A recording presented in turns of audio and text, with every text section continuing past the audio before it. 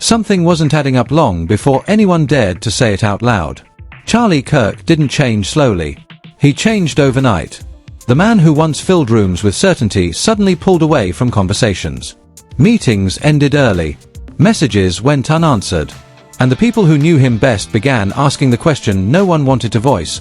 What exactly was Charlie afraid of? This wasn't public stress. It wasn't political pressure. And it definitely wasn't grief. Those closest to him noticed he became unusually cautious, almost as if he believed someone was listening. He watched his words. He limited his circle. And behind closed doors, Charlie made a private decision, one so sensitive that even his own family wasn't told. A decision that suggested doubt. A decision that no father makes lightly. After Charlie was gone, the silence around that choice became louder than any statement ever could. Instead of transparency, there were walls. Instead of answers, there were warnings. And when someone hinted they knew more, even without sharing details, the reaction was immediate. Why did questions suddenly feel dangerous? Why did grief turn into control? And what truth was so fragile that it had to be protected at all costs? Because if Charlie really uncovered something that shook his reality, then everything that followed starts to make chilling sense. Charlie Kirk was never known as someone who hesitated. For years, people around him described a man who spoke with certainty, who trusted his instincts, and who rarely second-guessed the people closest to him. That's why what happened in the final weeks before everything changed felt so unsettling to those who were watching quietly from the inside. It didn't start with an argument or a public fallout. There was no explosion. No scandal on the surface. Instead, it began with distance. The kind of distance you don't notice right away, but once you do, you can't unsee it. Charlie began cutting conversations short. Meetings that once ran long with energy and debate suddenly wrapped up in minutes. He stopped lingering in hallways. He stopped confiding the way he used to. And when people asked if everything was okay, the answer was always the same: calm, polite, and completely empty. Those closest to him say the shift was immediate, almost as if a switch had been flipped. One day he was fully present, deeply involved, and the next he seemed elsewhere. Not distracted like someone overwhelmed, but guarded, as if every word carried weight. He began choosing who he met very carefully. Last-minute cancellations became common. Even phone calls, once routine, were avoided unless absolutely necessary. It created an unsettling feeling in the room, like something fragile was being protected. What made the change more alarming was the absence of emotion. Charlie wasn't angry. He wasn't complaining. He wasn't dramatic. If anything, he was unnervingly calm. That kind of calm that doesn't bring comfort, but questions. People began whispering among themselves, not gossiping exactly, but trying to make sense of what they were seeing. Stress didn't fully explain it. Pressure didn't either. This felt different. This felt personal.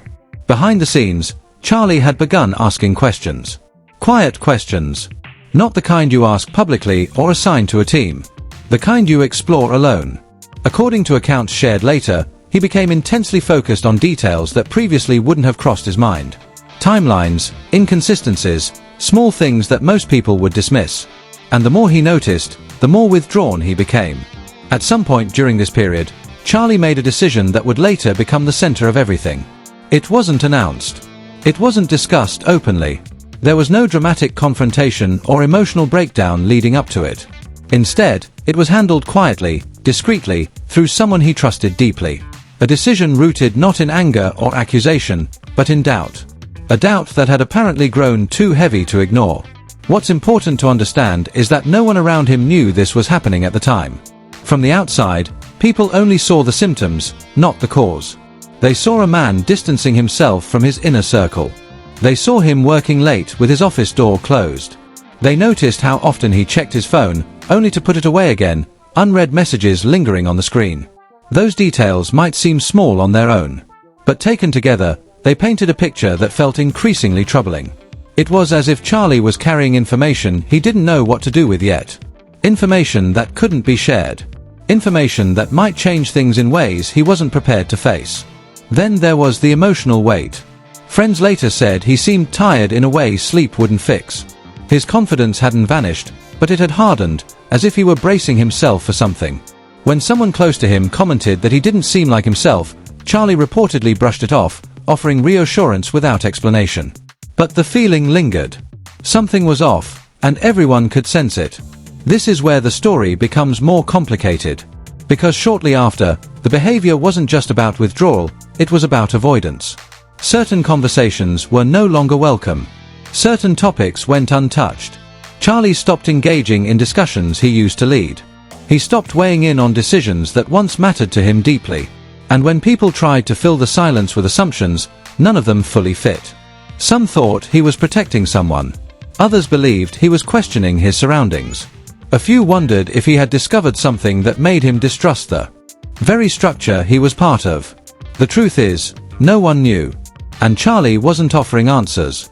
What makes this phase so haunting in hindsight is how deliberate it all seemed. Nothing about it felt chaotic. It felt measured. As if each step backward was calculated, each silence intentional. And that only fueled the unease. Because when a person who thrives on clarity begins to retreat without explanation, it suggests that clarity has been replaced by something far more unsettling. By the time outsiders began noticing the shift, it was already well underway.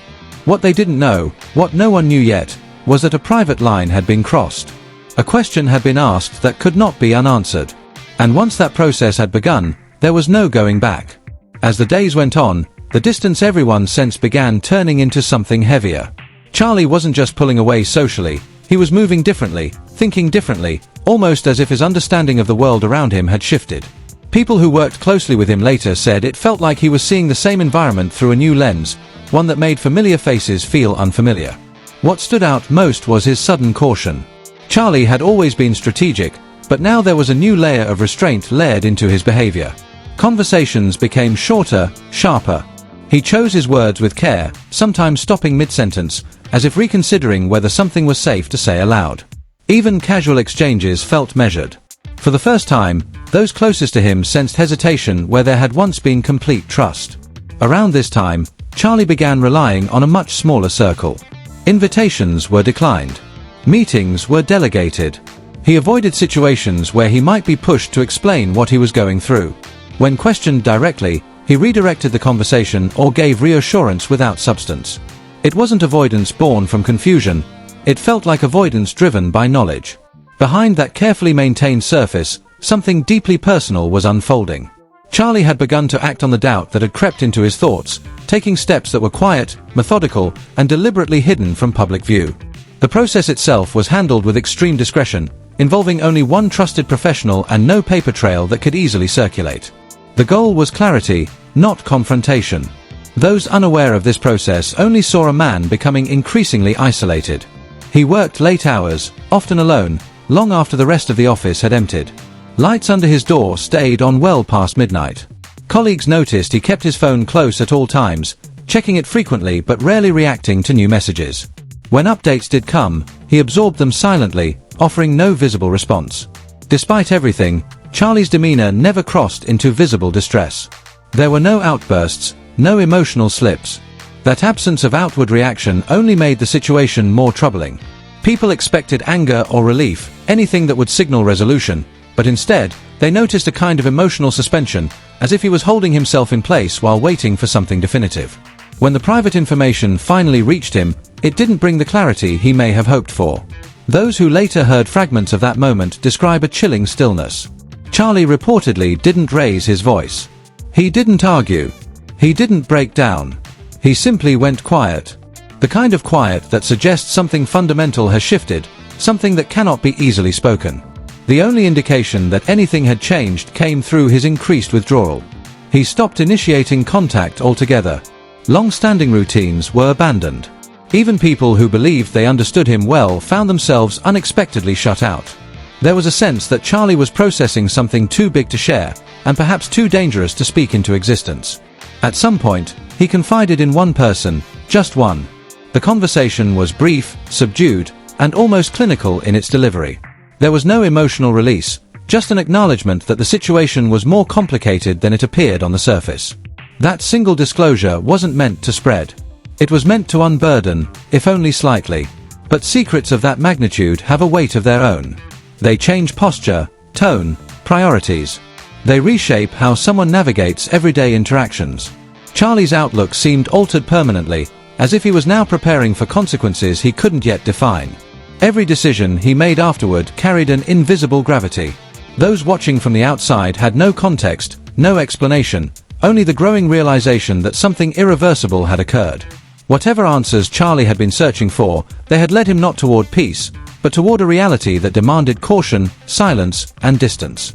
And that, more than anything else, signaled that the story was only just beginning. After everything that had unfolded behind sealed doors, the atmosphere around Charlie didn't ease, it tightened. The distance he created began to feel intentional, almost protective. People weren't just kept out emotionally, they were kept out strategically. Access that once felt natural now required justification. Roles shifted subtly. Boundaries appeared where none had existed before. And no one could quite explain why. What unsettled people most was how quickly the focus moved away from understanding Charlie's state of mind and toward controlling the narrative around him. Questions that would normally be addressed openly were met with redirection. Curiosity was reframed as disrespect. And any attempt to revisit certain moments was quietly discouraged. It felt less like people were protecting someone's memory and more like they were protecting something fragile. Not long after, Candace became part of the picture in a way she hadn't before. She wasn't searching for attention, and she wasn't pushing a story. In fact, she said very little. But what she did say carried weight. She hinted, not explained, that Charlie had confided something deeply personal before withdrawing completely. She didn't offer details. She didn't sensationalize it. And yet, that subtle acknowledgement changed everything. Instead of sparking an open conversation, her implication triggered an immediate shift. The tone from those in positions of authority hardened. The openness that had been promised endlessly in public statements seemed to evaporate in private. Within a remarkably short span of time, protective measures were discussed, implemented, and enforced. Not to uncover the truth, but to contain it. The speed of that response startled people. There was no gradual escalation, no attempt at dialogue. One moment the situation felt unresolved but manageable. The next, it felt like lines had been drawn. Candace was no longer treated as someone honoring Charlie's trust, but as a liability. Public messaging began to subtly redefine her role, planting doubt where respect had once been spoken. What followed was a familiar pattern to those who had seen power dynamics unfold before. Instead of addressing what had been hinted at, attention shifted toward questioning intent. Motives were speculated about. Emotional stability was quietly brought into the conversation. The narrative slowly reframed itself. The issue was no longer the secret Charlie had carried, but the person who acknowledged its existence. To outside observers, it felt wrong. Not because of any single statement or action, but because of the collective effect.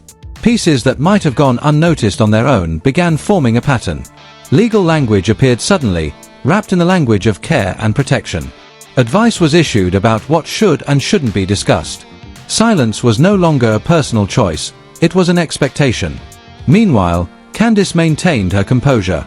She didn't lash out. She didn't double down publicly. She simply stood firm in one position, that the reaction to her words said more than the words themselves ever could. If nothing was wrong, then why did acknowledgement feel like a threat? Behind the scenes, the organization's energy shifted dramatically. What had once been a place driven by momentum now felt cautious, restrained. Conversations were monitored. Decisions were filtered. People who had once spoken freely now measured their words carefully. It created a pervasive sense of unease, as if everyone was aware of an unspoken rule they were not to break. And that unease didn't go unnoticed by the public. Viewers watching from the outside began asking their own questions. Why was transparency being delayed? Why were boundaries tightening instead of loosening? Why did grief seem to be managed through control rather than openness? For many, it was the coordination of it all that raised alarms. Responses felt rehearsed. Statements echoed one another too closely. And every attempt to steer the conversation away from the unanswered questions only drew more attention to them. The effort to quiet the situation didn't calm it, it amplified it. By this point, the story was no longer just about Charlie or a private decision he'd made. It had become about the mechanism set in place to prevent certain truths from being explored. The more forcefully that mechanism moved, the clearer it became that whatever Charlie had discovered carried implications far beyond him alone. What happens next depends on one thing, whether people are willing to keep asking questions. Because stories like this don't fade away on their own. They disappear only when silence works. And right now, silence is exactly what feels demanded. Not requested. Not suggested. Enforced. If everything that happened was harmless, if every decision was innocent, then questions wouldn't feel so dangerous. Curiosity wouldn't be framed as betrayal. And simply acknowledging the existence of doubt wouldn't trigger such an intense reaction. Yet here we are, watching walls go up where transparency was promised. This isn't about choosing sides. It's not about attacking people or defending them. It's about refusing to accept carefully packaged answers when pieces still don't fit. Charlie can no longer clarify what he meant, what he felt, or why he made the choices he did. That responsibility has now shifted to those still speaking in his name. And with that responsibility comes scrutiny, whether it's welcomed or not. So now, the conversation belongs to the audience. To you. Do you believe this situation was handled with honesty, or with fear? Does the reaction feel like protection of grief, or protection of power? And most importantly, why does it feel like some questions are off limits? This story isn't finished. Not even close. It's still unfolding in real time, shaped by what people are allowed to say, and what they're pushed not to. Leave your thoughts in the comments. One perspective might not matter, but thousands do. If you want to stay updated as more details surface and patterns become clearer, make sure to like this video and subscribe. Because when conversations are shut down, community becomes the only place truth can still breathe. And sometimes, the loudest answers come from the questions no one wanted asked.